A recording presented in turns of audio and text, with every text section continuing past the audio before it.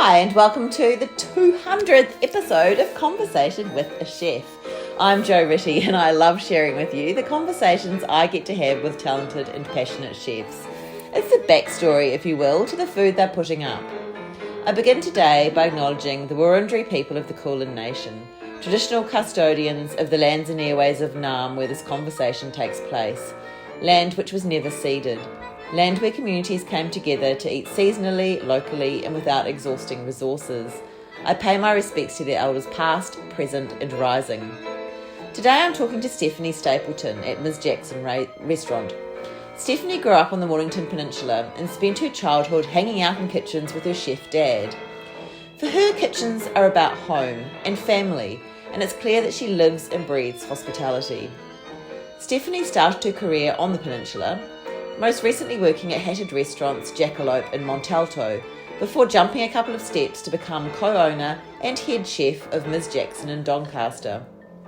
Ms. Jackson is all moody, dark sleekness, with a menu inspired by the seasons, and drinks put together by fellow co-owner and sommelier Matt Talbot, who started his own small wine label, Patch Wines, in 2020, which is based out of the Yarra Valley.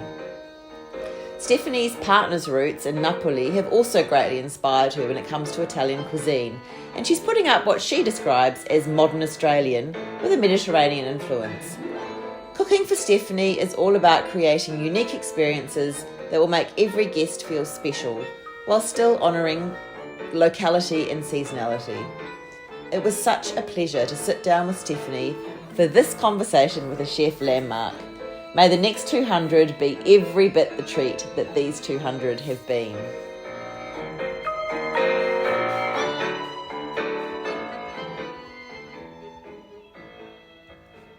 Hi Stephanie, how are you? Nice to meet you. Nice to meet you.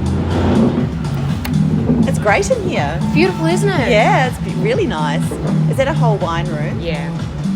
Lock myself in there sometimes. I just heard a news story about someone maybe in the States who got locked in the safe of the bank overnight, and despite everyone's best efforts, they just had to wait until it opened it the next morning. I'm like, if that was wine. I would drink it all. So you've been open a year, is that right? 12 months. Yeah. 12 months we've been open, yeah. Congratulations. Thank you. Awesome. Thank you. Yeah. Yeah, no, slow start, but starting to pick up now, which is really good. Yeah. I mean, being out in the suburbs is not a bad thing.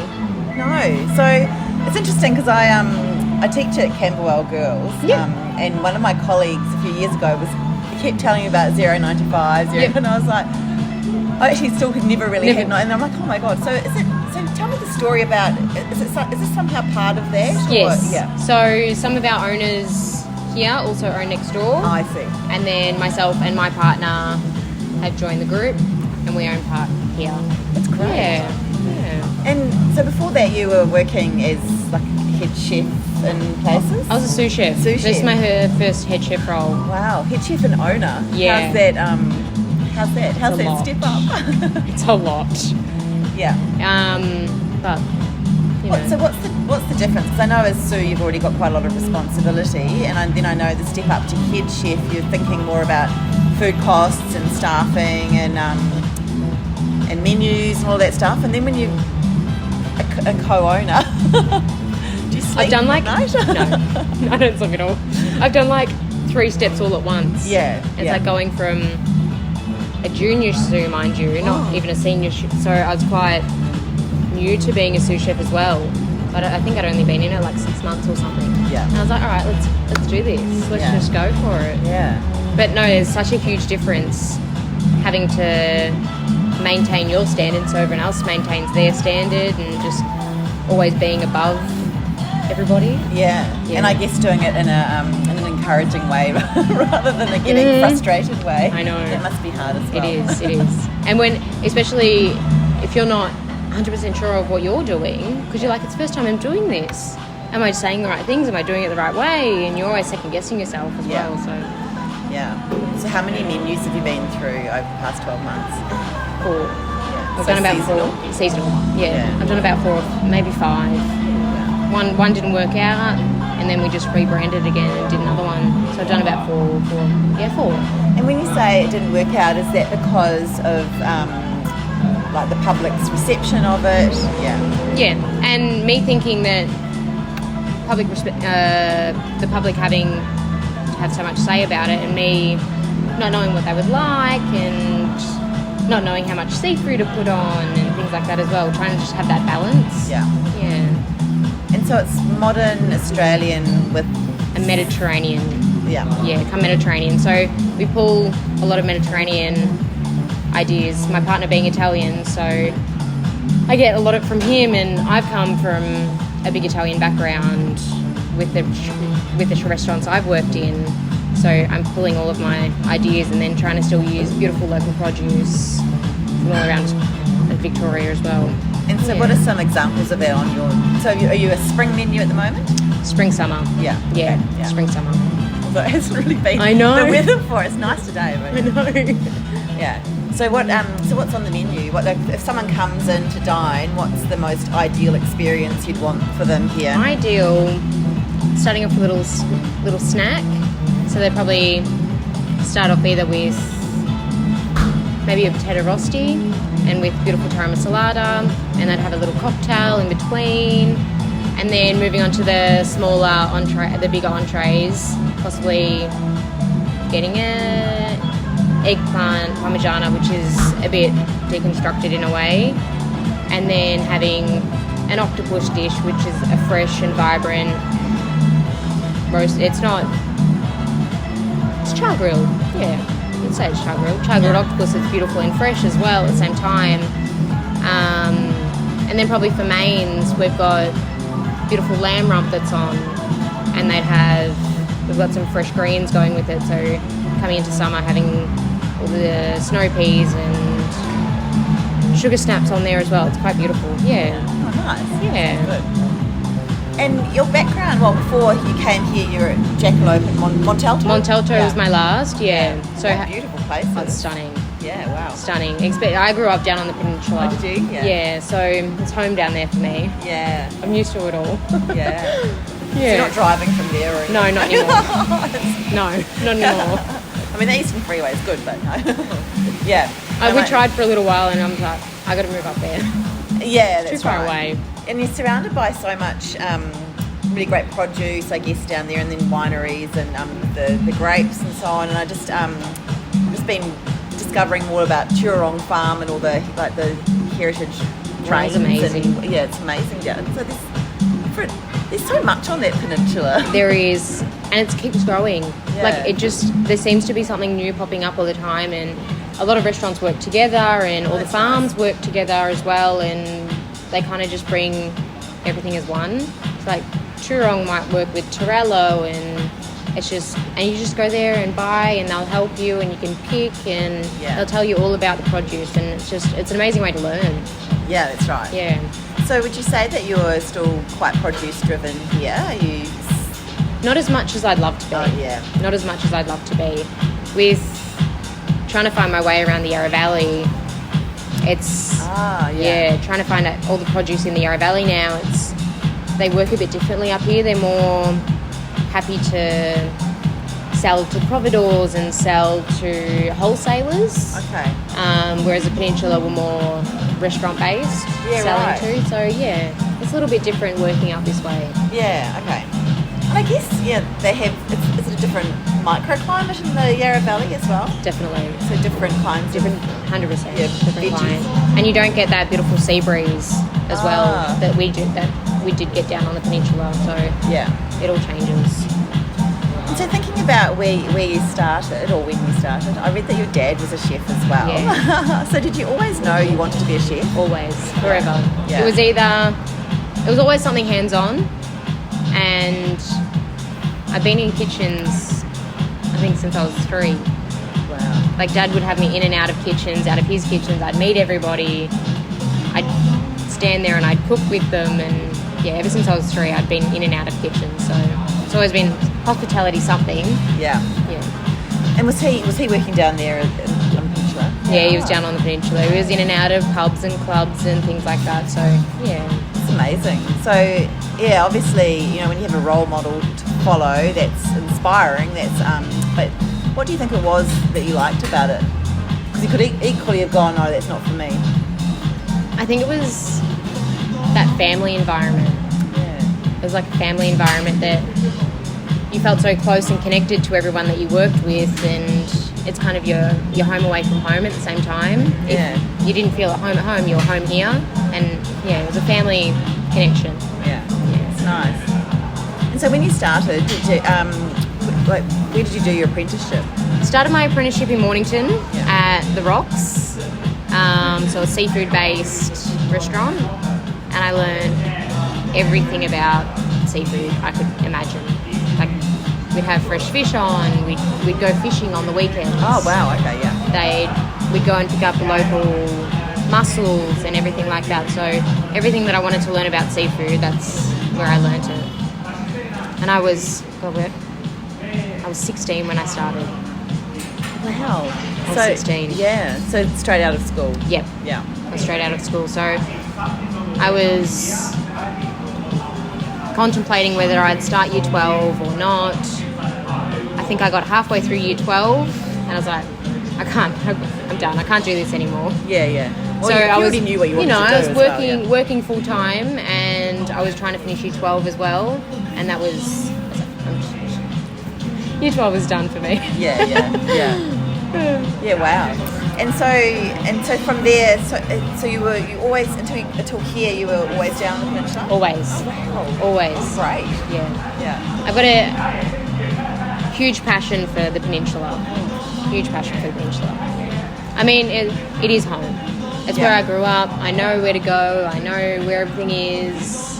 I think there's definitely a peninsula thing. My partner grew up down there as well. Yeah. So Crib Point and then Balnarring. And I've heard all the stories. Oh, the peninsula. Yeah, and they've got such a a tight-knit group of friends as well who all grew up down there together and had lots of adventures. And a lot of them stay down there, and then you've got the odd couple of you that move away. That's right. But they're all we're so still connected. Yeah. That's pretty idyllic. It'd be an idyllic place to grow up and start your career, I would imagine. Yeah, it was. And I saw when I was, obviously social media stalking you before this, and I saw that you'd been to Italy. Was that before you opened here? Before we opened here, my partner, he's from Italy. And which part is he from? Naples. So he's fresh off the boat. He's been here about 5 years now, and I hadn't been back to meet his family yet. So I got to go and meet his family and eat all the food and just see how they live. Yeah.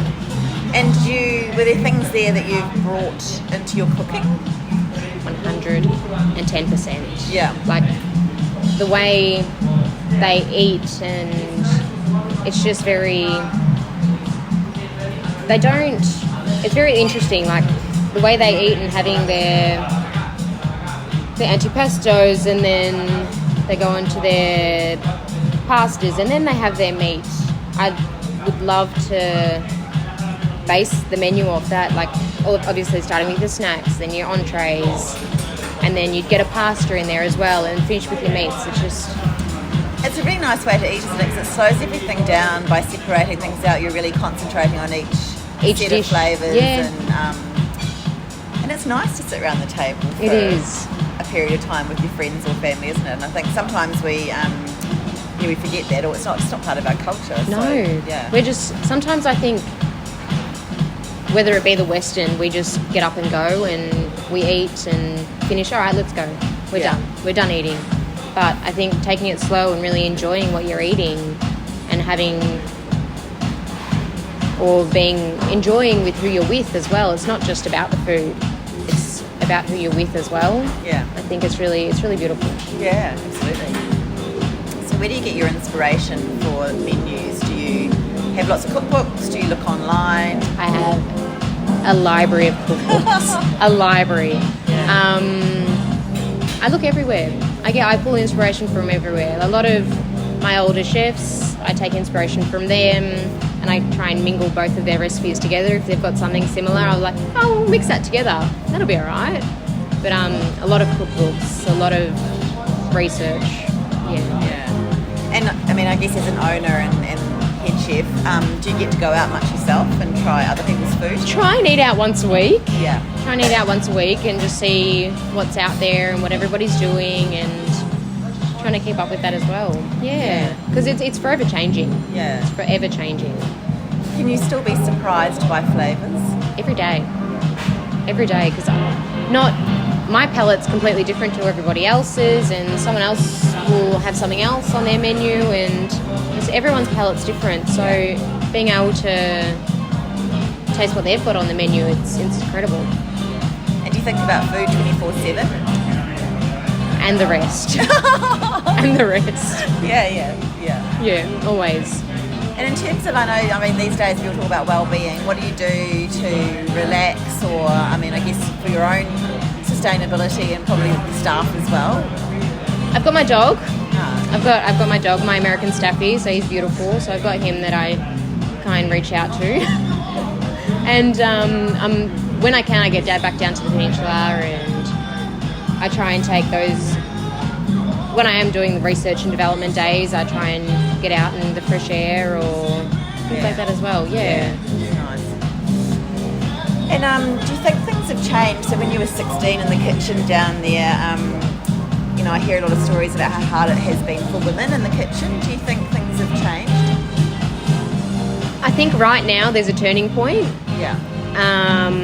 I struggled when I was quite young, being a female chef, trying to jump into the boys' club, I guess, and having to talk the same way that they talk in kitchens, and it's a boys' club. There's a lot of kitchens that have just that mentality of being a boys' club, and there's a lot of women trying to change it. There's so many female chefs at the moment that are doing incredibly and just trying to change the mentality of females in kitchens. I mean, pastry, I think it started with pastry chefs because there's so many female pastry chefs. My last head chef, Diana, she really, I never really thought about it the way that she thinks about females in kitchens, but it's changed a lot, but it's still not there. There's still a big boys' club around kitchens and hospitality.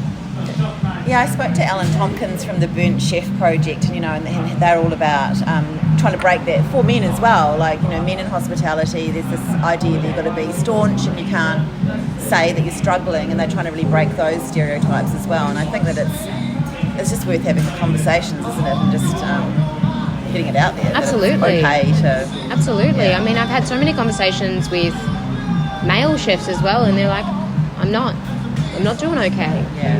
And, you just have to try and take into consideration them as well and try to make it all work. Yeah. So I guess what would your advice be, maybe to your younger self or maybe to a young person who's starting out as a chef, what would your advice be? Don't take everything so personal, because at the end of the day it's so many different emotions, and it's not that you're doing a bad job or it's not that you're doing the wrong thing. It's nothing personal. There's nothing personal to it. There's just a little bit of perfection in some chefs. We're perfectionists and we're control freaks, and there's nothing wrong that you're doing at the end of the day. Do you look at reviews? Because I feel like everyone's a critic these days, or do you... I've stopped. Yeah. I've stopped. That's right. I think that's wise. I think you get so many good ones and you get that one bad one, and it ruins everything that you thought that you were doing right. Yeah. And it just... No, I've stopped. I've just stopped. Yeah. Well, I think it's a good idea. Just tell me, what's your one favourite thing on the menu? Do you have it? You maybe can't have favourite children, can you? It's your whole menu. My favourite little dish at the moment is the octopus. Okay. It's the octopus. It's fresh and vibrant, and it's zesty but herby. It's really beautiful. Awesome. And how many people are coming in tonight?